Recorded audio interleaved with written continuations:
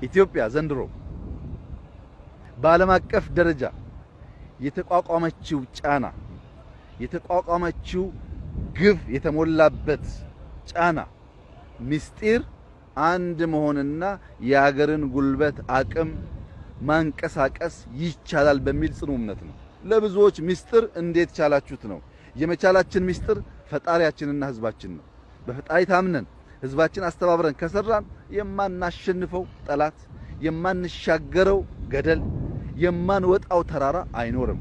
ኢትዮጵያውያን ግዴላችሁም ቀልባችን ሰብሰብ አድርገን በዘር፣ በሃይማኖት፣ በፖለቲካ አመለካከት፣ ባልባሌ ወሬ፣ በፌክ ኒውስ መባላቱን ትተን በማንግባባቸው ጉዳዮች እየተከራከርን የተወያየን ነገር ግን በሚያግባባን ናሽናል ኢንትረስት ጉዳይ በሀገራዊ ጉዳይ አብረን መቆም ብንችል ኢትዮጵያና ረሃብ፣ ኢትዮጵያና እርዳታ የሚለያዩበት ጊዜ አጭር ይሆናል።